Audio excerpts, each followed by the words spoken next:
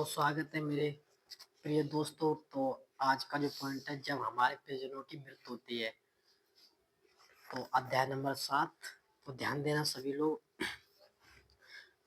हम जिस समय सबसे हम जिस सबसे कठिन दौर से गुजरते हैं हम उनमें उनमें से एक है जब हमारे किसी प्रियजन का निधन हो जाता है, या हमारे अंदर बहुत से अनवरत प्रश्न छोड़ सकता है, जिसमें गहरा कालीपन, मतलब गहरा खालीपन, ठीक है, हैरानी, क्रोध और भ्रम हो सकता है। मतलब हो सकता है आप परेशानी में पड़ सकते हैं जब किसी अपने घर में मृत्यु होती है, किसी की भी, कोई भी हो। प्रत्येक व्यक्ति अपने दर्द को महसूस करने के तरीके से बिल्कुल अलग है। हम दुख के कई चरणों से गुजरते गुजरते हैं, अनेक बार फिर उन्हीं भावनाओं के ज्वार में लौटकर आ जाते हैं, क्योंकि हमारे मन और हृदय अपने नए नए रूप दिखाते हैं। मैंने देखा है कि लोग शोक के दौर से गुजरते हैं और फिर सीधे अपने पुराने स्वरूप में लौट आते हैं, जबकि अन्य कई कई लोग अपने जीवन में गहराई से बदलाव के साथ उभरते हैं। मैंने कई लोगों को कई सालों तक भावनात्मक रूप से बिल्कुल बिखरा हुआ देखा है। मेरे पास नुकसान और दुख के सबसे खराब क्षणों के लिए कोई आसान उपाय नहीं है, बस कुछ विचार हैं। जो कुछ विचार हैं, तो ध्यान देना क्या विचार है जो आपकी मदद कर सकता है। अपने अनुभव में, जब एक बार मेरा दुख कुछ कम होने लगता है, तो मैं यह समझने की कोशिश करता हूँ कि जो चला गया उस व्यक्ति के साथ मेरा रिश्ता कैसे बदल गया है। समाप्त नहीं हुआ है, लेकिन बदल गया है। इस बात का एहसास करने में समय लग सकता है कि आपके परिजन ने शारीरिक रूप से अपना शरीर छोड़ दिया है, लेकिन निश्चित रूप से अलग वे शरीर में नहीं है। तो उन्हें कहीं और होना चाहिए, और जहाँ वे हमेशा रहने वाले हैं वह है आपके साथ, आपके दिल में। आपके तो दिल में रह सकते हैं वे।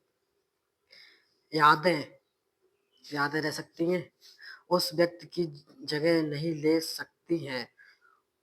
उनके बहुत से गुण मेरे साथ। बस सिर्फ समझने की बात है। मैंने जिस व्यक्ति को खो दिया है, उसकी मधुर यादें में मैं अपने हृदय में तरंगित होते हुए देखना चाहता हूँ। उनकी त्वचा की गंध, उनकी आवाज की मिठास, हंसते समय उनकी आंखें, उनका मुस्कुराता चेहरा। लेकिन आपके प्रिजन का सबसे अच्छा हिस्सा सदा आपकी यादों में रहता है। ये बात सही है, बिल्कुल। आप उनके इस नए रूप को जहां भी जाते हैं साथ ले जाते हैं। मैं चाहता हूं कि जिस व्यक्ति को मैंने खो दिया, उनकी मधुर यादें मेरे हृदय में नृत्य करती हैं। Page number 134। ये कुल लंबा हो जाएगा वीडियो, तो सभी लोग सुनते रहे मेरी बातें, और कुछ नहीं। मैं 8.5 साल का था, मतलब प्रेम रावत जी, जब मेरे पिताजी का देहांत हो गया। मुझे मुझे उनसे बहुत लगाव था। वे हमारे हमें बहुत प्यार करते थे, लेकिन वे काफी सख्त थे। लोग उनके प्रति बहुत श्रद्धा रखते थे, लेकिन जब आप बच्चे होते हैं तो आप चीजों को वैसे ही स्वीकार कर लेते हैं जैसे वे हैं। इसलिए मेरे लिए यह सब सामान्य था। वे बस मेरे पिताजी थे। उन्हें बोलते हुए सुनने के लिए हजार लोग इकट्ठा होते, और उन्हें कार्यक्रम जादुई हुआ करते थे। हर कोई एक उद्देश्य लेकर आता था, वह था अपने बारे में थोड़ा और जानना। जब मैं जब वे बैठ कर सुनना शुरू करते, उसी क्षण एकदम सन्नाटा छा जाता था। मैं बहुत भाग्यशाली था कि मैं इस सबका हिस्सा था। जीवन का एक ऐसा अनुभव एक दिन के लिए भी बहुत खास होता, लेकिन मैंने इसे कई वर्षों तक पाया। मैं भी बहुत सौभाग्यशाली हूँ जो मैं प्रेम रावत जी का प्रोग्राम सुन रहा हूँ।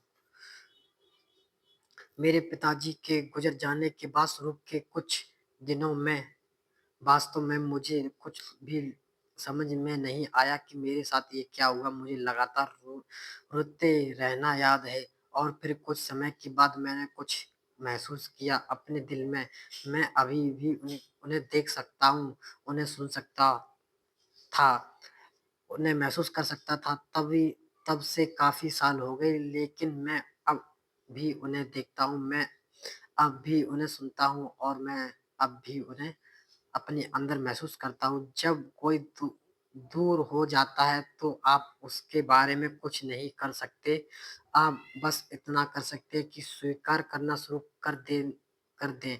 फिर शायद धीरे-धीरे आप ये समझना शुरू कर सकते हैं कि वे एक नए रूप में आपके साथ हैं।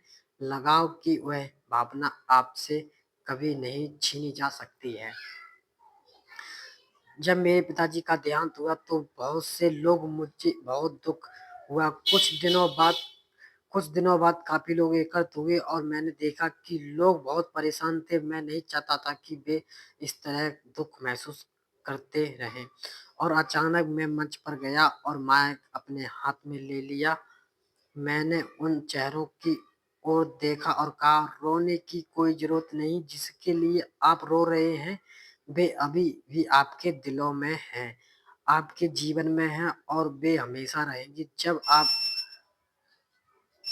जब लोग जब लोगों ने मुझसे ये भाव सुनते तो ये उनके लिए बहुत उत्साहजनक था और वे जय-जयकार करने लगे। शायद वे मुझ में मेरे पिताजी की एक छवि देख रहे थे। वे भी अपने अंदर उनकी ऊर्जा को महसूस कर सकते थे। जैसे ऊर्जा को नष्ट नहीं किया जा सकता, केवल उनके स्वरूप को बदला जा सकता है या एक जगह से दूसरी जगह से ले जा सकता है। वैसे ही हमारे परिजन कहीं और कुछ और हो जाते हैं। प्रकृति इसी तरह काम करती है। यह प्रकृति नहीं, प्राकृतिक नियम है। ब्रह्मांड की शक्ति इसी प्रकार चलती है। निरंतर विकासशील एक बीज पेड़ में बदल जाता है। वह पेड़ फल देता है। हर एक फल में एक बीज होता है और हर एक बीज में दूसरा पेड़ बनने की क्षमता होती है। जब तुम्हारे हाथ में बीज है तो तुम्हारे हाथ में क्या है? एक नन्हा सा बीज, लेकिन एक जंगल की संभावना के साथ। बीज में जंगल के महसूस करो। आपका प्रिय व्यक्ति आप में हमेशा मौजूद रहेगा। उनकी ऊर्जा आपके माध्यम से आगे बढ़ाई जाती है और वे हमें हमेशा उस असीम सब जगह मौजूद ऊर्जा का हिस्सा होते हैं, जिसे चेतना कहा जाता है। अपना दिल खोलो और तुम उनकी उपस्थिति को महसूस कर सकते हैं। चाँद की ओर देखो, ये मैं अगली की वीडियो में बताऊँगा आपको। तो आज के लिए बस इतना ही। ये वीडियो बहुत लंबी हो गई है। तो कोई परिजन आपकी मृत्यु हो जाए तो वो आपके हमेशा दिल में रहेगा, आप महसूस कर सकते हैं।